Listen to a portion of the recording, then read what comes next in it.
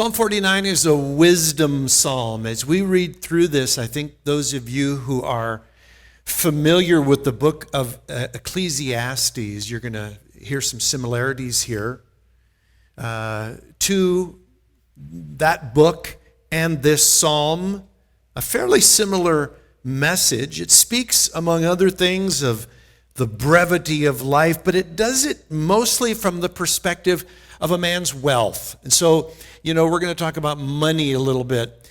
People from time to time will just ask, what does the Bible have to say on the subject of money? Honestly, not a whole lot of good things. just to kind of encapsulate it for you. Not a whole lot of good. Money is wealth, I guess I should say, in the broader sense, is considered to be a danger in many respects. It's one of those things, but not necessarily so.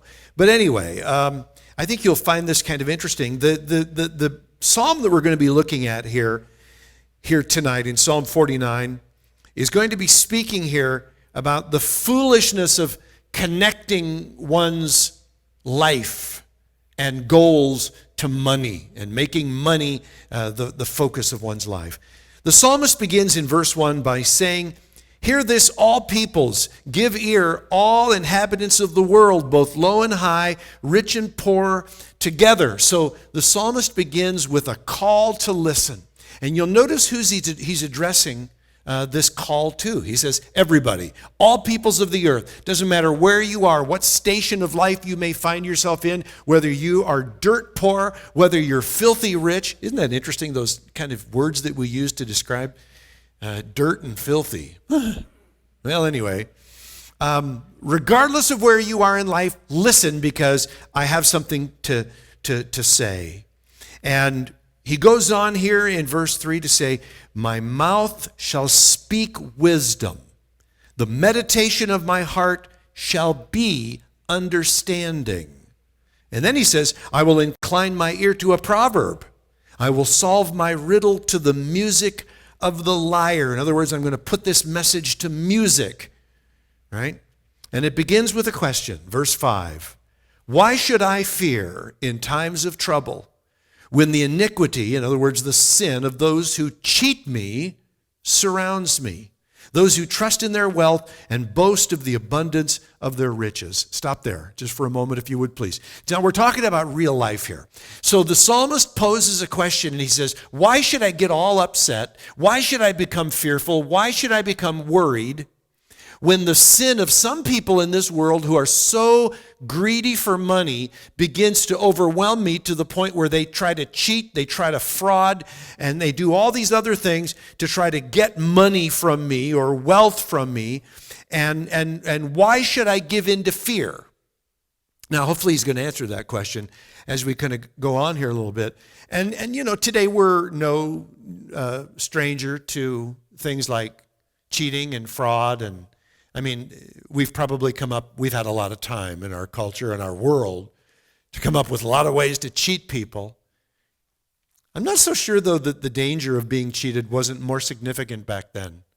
Even though I think there's more stuff maybe going on internationally, I wonder if there were less avenues of recourse that people had, though, when they were cheated back in those days.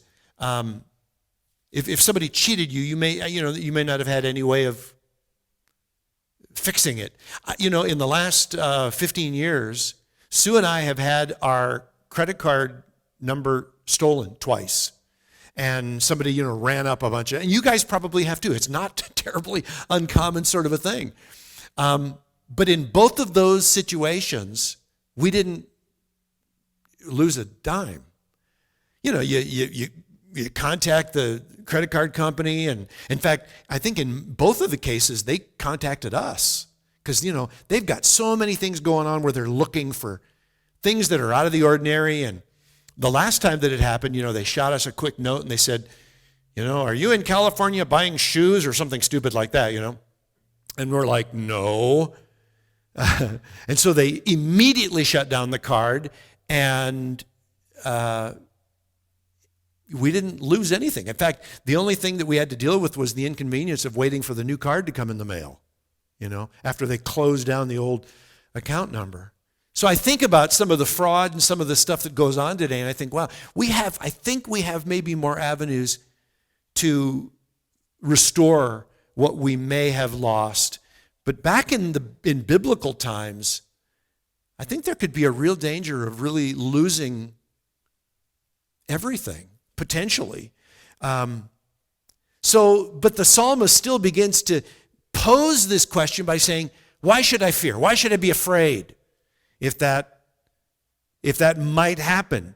And so the way the psalmist goes on to talk about this in this particular psalm, or to address the issue of evil men, greedy men who are just out to steal your money, is to begin to speak in this psalm about how useless money is in certain areas of life. Now, you and I know money can be very useful in a lot of areas of life, but there are some areas, and the psalmist chooses to find these as the most important areas where money can't do anything. Check out verse 7. He begins by saying, truly no man can ransom another or give to God the price of his life.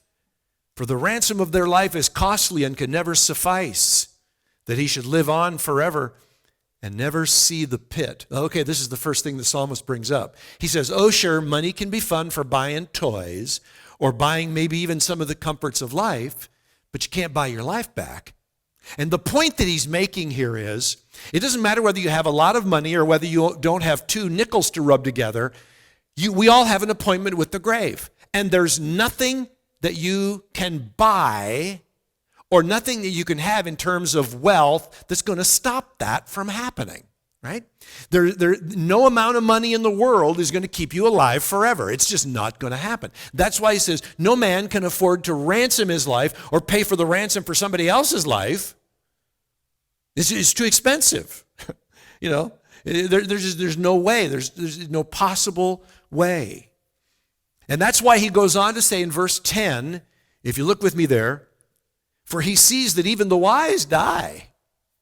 This is the person who has money. He recognizes, you know what? Even those guys who are really smart, they still die. And the fool and the stupid too. And ESV uses the word stupid. Your Bible may say senseless. That's what it literally means, a person without sense.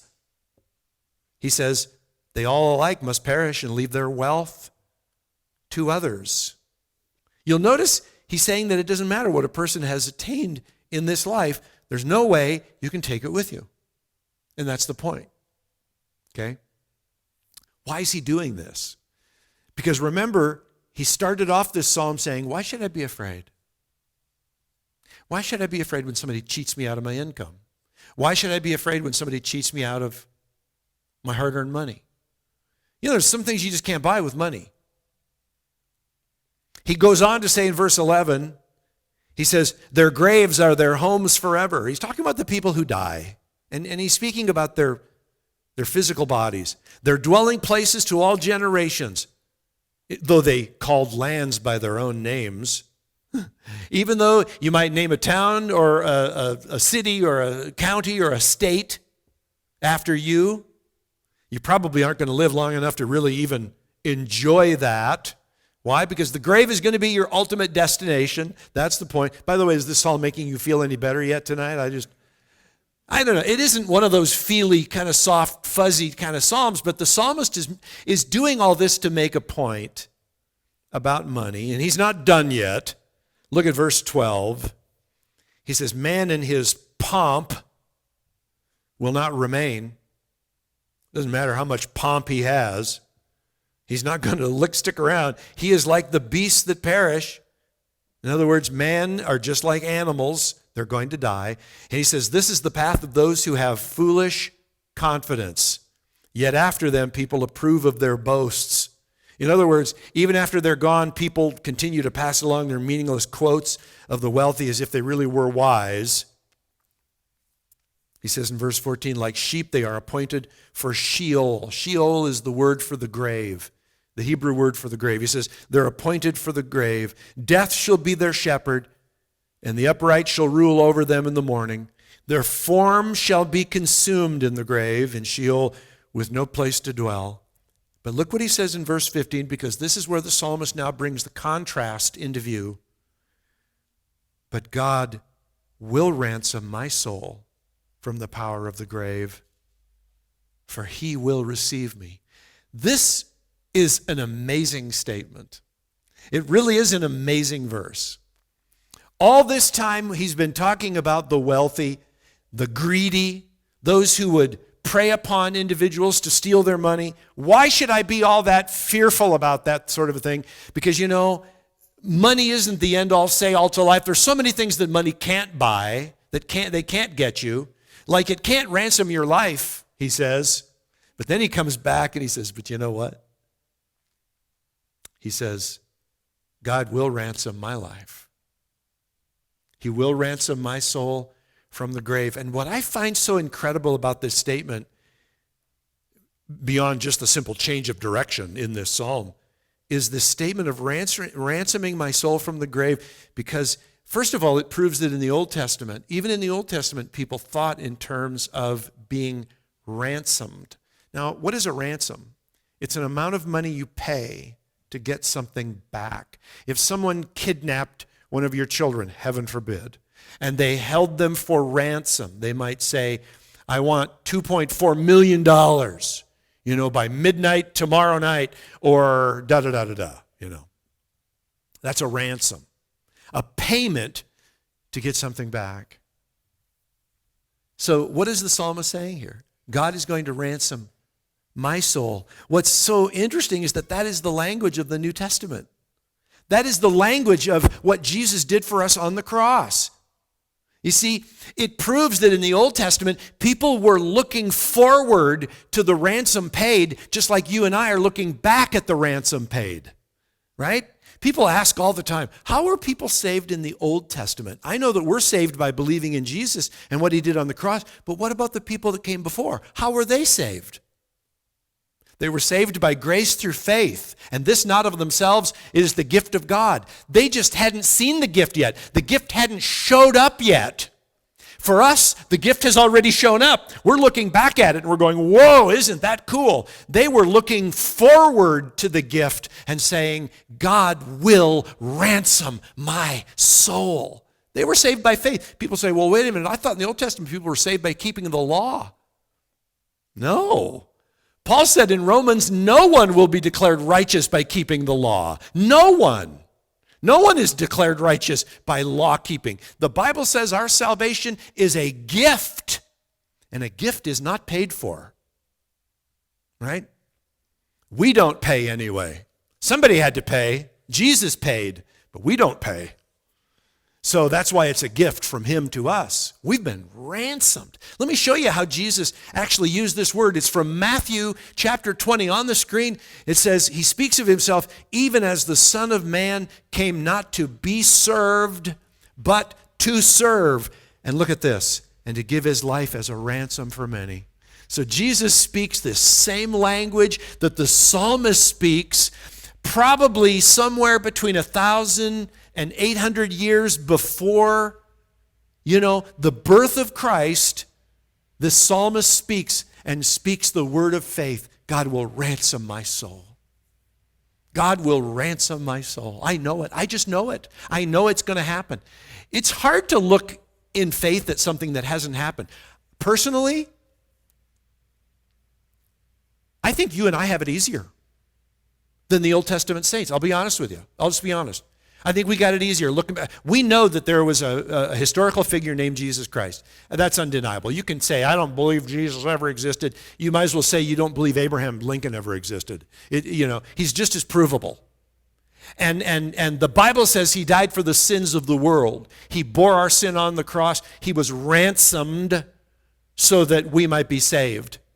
We look back on it and we have these beautiful gospel accounts, 4 of them, which come from varying degrees of perspective and other writings in the New Testament, and it's just beautiful. We can put so much together. Plus there are historical writings that are other biblical sort of a thing, non-biblical, not that they're not, well, you know what I mean.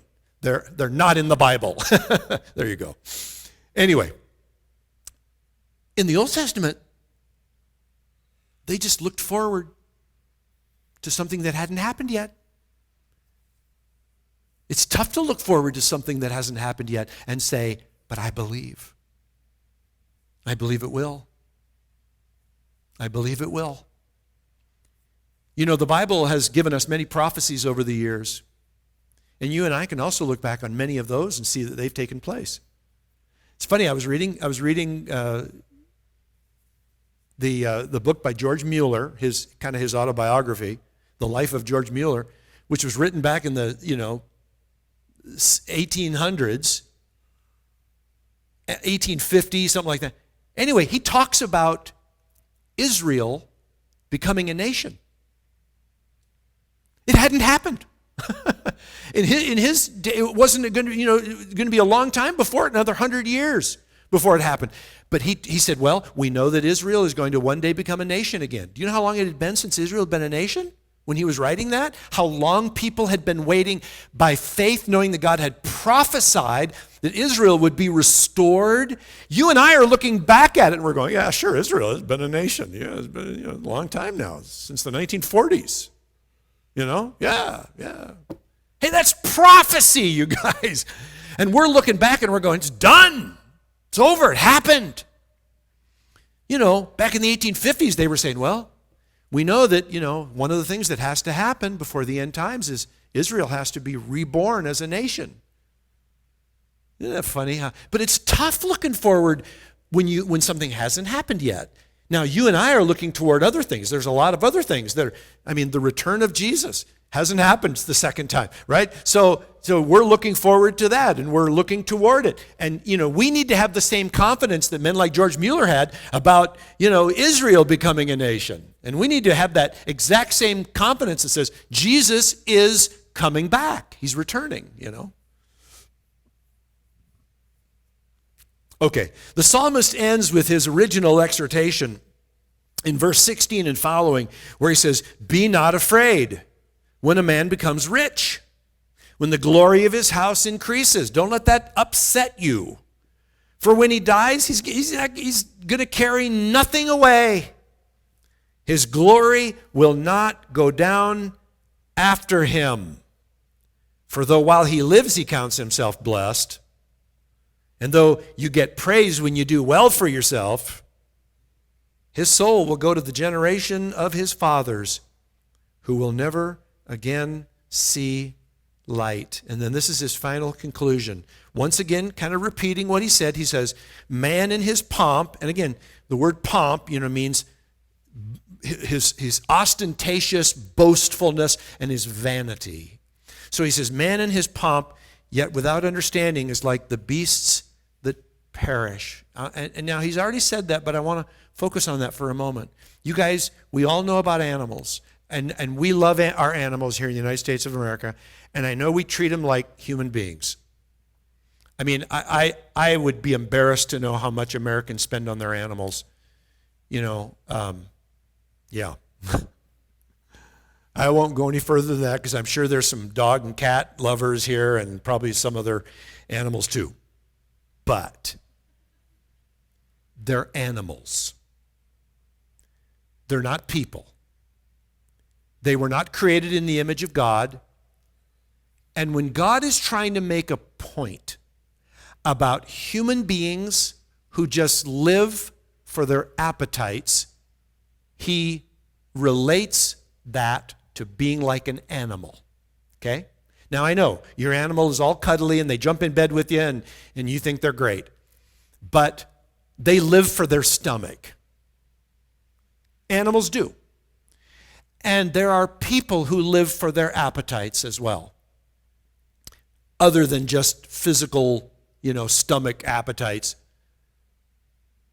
And those individuals are likened to a beast. And that's why the psalmist says, man, for all of his pomp, for all of his glory, he can be pretty flashy, but if he lacks understanding, he's no different than an animal, right?